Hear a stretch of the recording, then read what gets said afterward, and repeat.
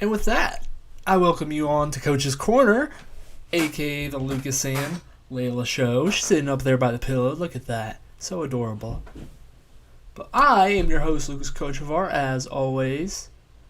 Doing the fun thing here, talking about some sports. Watching the Bucks and Heat play while I'm, doing this fun, hourly, weekly show, whatever you want to call it. But I have some big news to first get to in the NFL world. Of course, we have to start there. Aaron Rodgers traded to the Jets. Wow, the world's worst kept secret has finally occurred.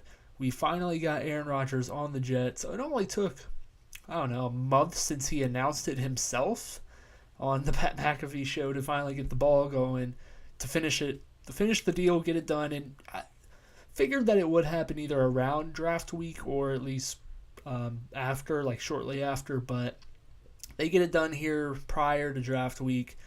And the official deal on the table, Aaron Rodgers and then pick number 15 and a 2023 fifth round pick to the Jets, while the Packers get the 13th pick, 2023 second rounder, a sixth rounder, and a second round pick that could be a first rounder if Aaron Rodgers basically plays the season out. And, the terms aren't awful. I don't hate it. It's not anything that's shocking because, like I said, we were kind of given this information a while ago because Aaron Rodgers declared it, which is wild to declare something while under contract for another team. But it still happened. Still got the news. And oddly enough, I think this is a smart deal for both teams where I think this fit kind of just made sense. At this point, the Jets needed Aaron Rodgers as badly as a team could ever need a quarterback because of what they're facing right now, their situation with, Zach Wilson. Basically, Mike White left to the Dolphins, I believe. And everyone else on the free agent market that's really kind of worth anything left. So the Jets needed Aaron Rodgers badly. And I think the Packers knew that, and they held out for probably as long as they could realistically to try and get this 13th pick. I think the 13th pick was probably the big hang-up.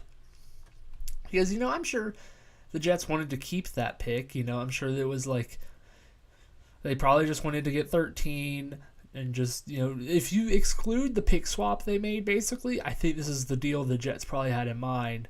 But the Packers were able to squeeze that out of them as time kept going. Because, weirdly enough, I could see the Packers holding on to that kind of draft pick and that capital just to be petty, just kind of hold that over Aaron Rodgers' head. But they, managed to get that done. And so the Jets get their quarterback. They absolutely needed a quarterback. And now they can finally, forget about Zach Wilson, the mess that is Zach Wilson. And so they're going to be an instant contender, I think, in the AFC. Now, Super Bowl contender? No, not in my eyes. Not yet. I'll have to see it to believe it. But playoff contender? Absolutely. I'm not sure if I've made this public, but the Jets are part of the playoff teams I predicted when I kind of did my power rankings on LK Sports Talk, LK League Notes for that matter. The Jets were one of my wild card teams. I have them getting the 6th seed, so it's not I don't think they're going to be, because they're in a tough division now still. The Bills are still in town. Josh Allen is still there. The Dolphins were a very good team last year. Obviously, when Tua was hurt, they weren't as good, but they're still a team there. They made some decent moves this offseason. And then you have the Patriots, which kind of the odd man out there probably, but, it's still the Patriots. I think as a Jets fan, you have to still respect them. The Jets fans can't, start talking reckless now just because they got Aaron Rodgers, a 39-year-old quarterback who came from the Packers, similar to another 39-year-old quarterback that came from the Packers, who might have sent unsolicited picks. But regardless. So the Jets, I don't think, are a shoo-in for winning their division. I don't think that's the path that necessarily awaits them. But I do think they have a good shot at the wild card. I do think that they are, I won't say a lock because there are still a lot of moving pieces. I can't imagine an AFC South team challenging them. You have some AFC West teams with maybe if the Broncos come back, maybe if the Chargers come back. And then in I mentioned the teams in the East, and then the North. I like the North a lot. I think it has 4 really solid teams that are playoff contenders at least. Not Super Bowl, but playoff contenders. So, and I do think that the Jets probably clear a lot of those teams just because their defense is legit. They were legit last year, but the just excruciating play of Zach Wilson killed them, and they weren't able to truly ever find their footing, and the offense just was atrocious. And so they also fired Mike LaFleur, Matt LaFleur's brother, brought in a new guy. I think they got Nathaniel Hackett, which I think was a big selling point for the Jets to get Rodgers. I think they kind of knew that. I think that was part of their pitch, but either way, good move for the Jets. Now for the Packers side of this deal, I do like this deal as well, because I think Aaron Rodgers has frankly he's been a headache for the past couple of years. Despite him getting a couple MVPs and a couple, playoff runs, he's been a headache for the Packers. He has been uberly outspoken about hallucinogens and dating crystal-loving women, and a lot of stuff that's kind of just like oddball behavior. And I mean, respect to him for living his life and doing that whole spiel, but I think it is a little probably weirder than they'd like to let on that Aaron Rodgers is the way he is. And it's always been reported that he's a really, really good teammate if you can get inside and be in one of his friends. And a lot of those guys I don't think were able to do that, and as a rookie, young guys just never really broke through. And guys like Amari Rodgers, I don't think was ever able to be a legit receiver. Some of that's part of his skill, but some of that probably is the confidence he lacked because Rodgers probably didn't want to do anything with him. Christian Watson took some time to really develop last year.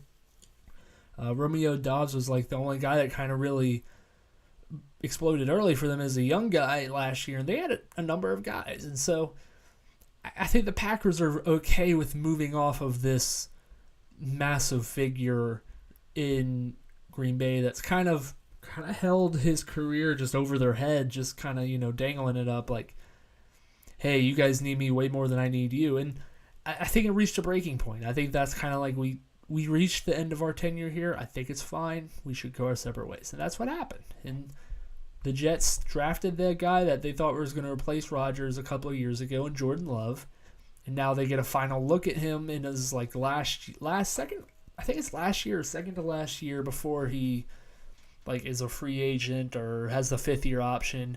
So they can see what they have in a young quarterback that they were planning to supplant Rodgers anyway. And it'll be interesting because he's been there a couple of years now. It's not like he was a drafted, young rookie that they're relying on day one. He's played a couple games.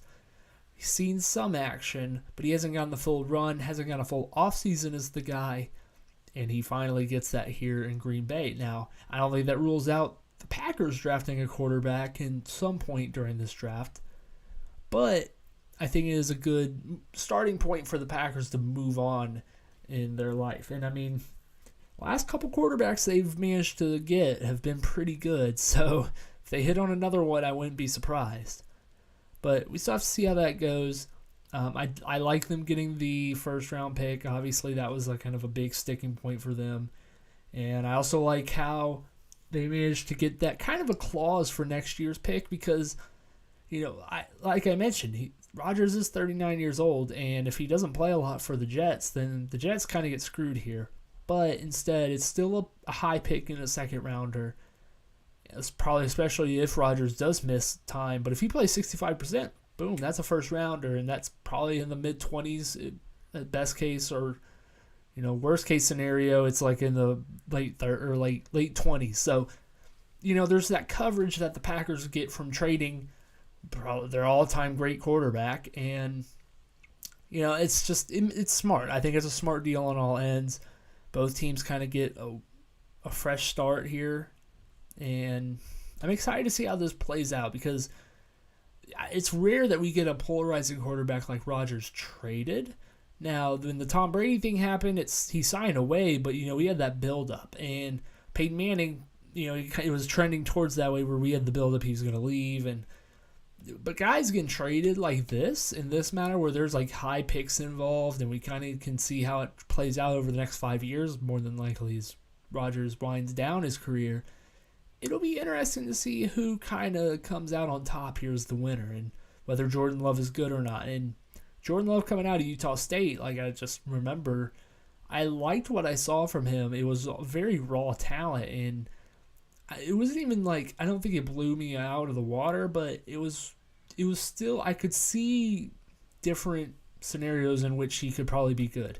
I think he underwent a couple coordinator changes, which is always very difficult for young guys to deal with. And I think he played through that, especially his last year was tough. And, now that I'm thinking about it, it sounds very similar to Will Levis. Will Levis underwent a coordinator change before his final season. He has a lot of the same tools.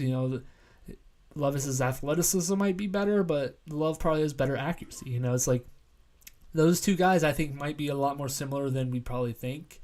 And Levis is probably bigger than Love, but their skill sets I think very much overlap. And it's definitely a prototype that I think can work in the NFL, and in a division that I'd say is on the rise, but it's not promised. The Packers have dominated the Bears, Lions, and Vikings for years because of Rodgers and Favre. But Love, if he comes in and succeeds as well, then that's probably another 15 years of torture for those fan bases. And I'm sorry, but it's the truth. But then there's also that sliver of hope where if he stinks, then the Packers probably are back at square one. They have a team that's built for contending. They probably have to tear that all down, trade a lot of really good players.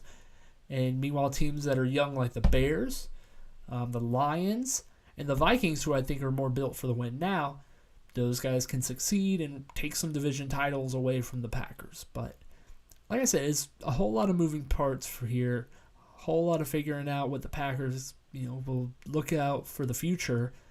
And it's hard for me to say the Jets.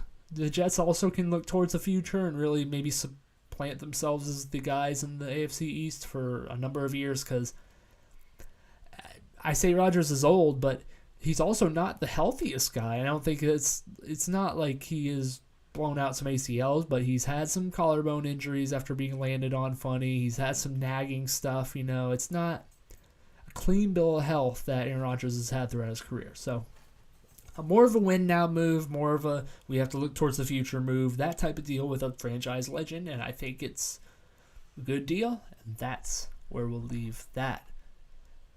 And we'll be back on Wednesday, probably talking a lot more draft. We'll probably get a ton more news. We'll probably get another trade maybe for the third pick maybe. We'll get some more stuff on that, and maybe a live stream on draft night. I have yet to decide, but we'll find out then. But shifting gears over to some playoff basketball, playoff hockey. If you want, we'll do the puck minute. The Bruins won, I believe. The Dallas Stars won, I believe, and the Oilers beat the Kings.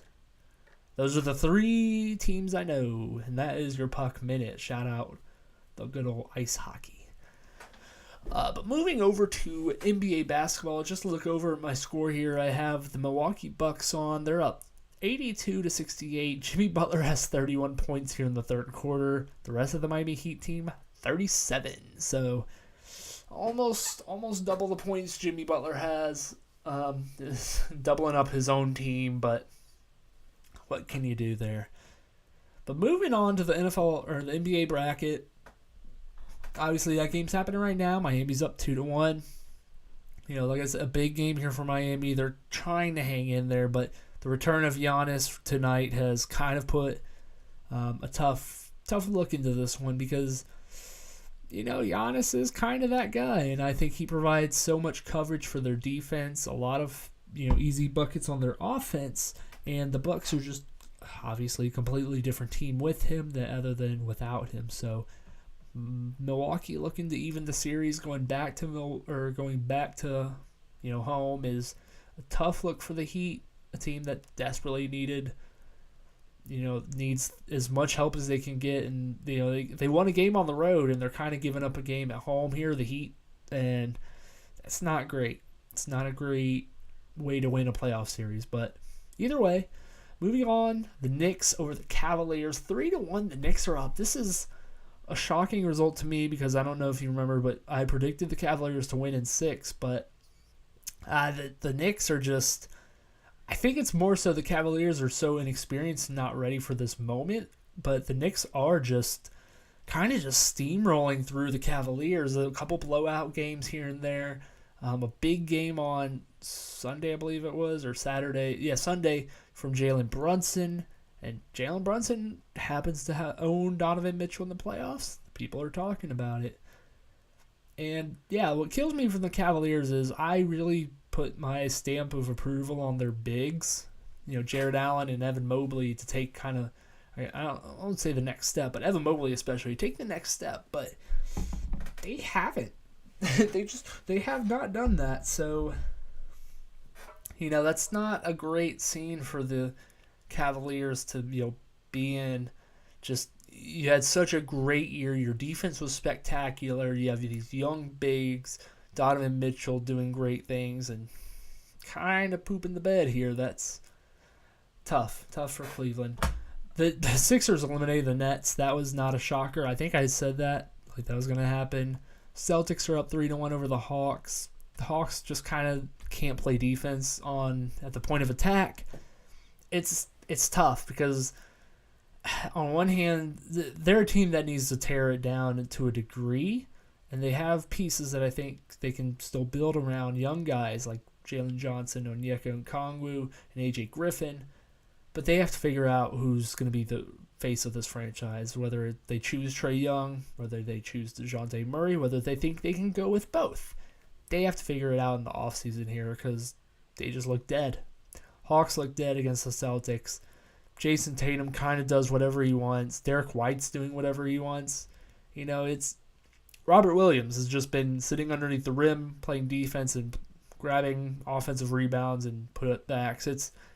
It's an embarrassing amount of separation between two franchises that I think people thought there was going to be a little bit more closeness at the beginning of the season. Now, coming into this playoff series, people kind of figured this would happen.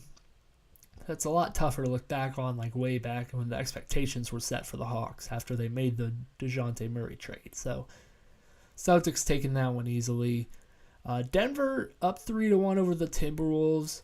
Timberwolves caught a game last night. It took a superhero effort from Anthony Edwards once again to make it a game because Timberwolves tried to blow it. I was watching it, 3 minutes left in the game. Timberwolves let the Nuggets score 12 points like that and should have probably lost that game if Jokic hits the second free throw or the first free throw that he missed to.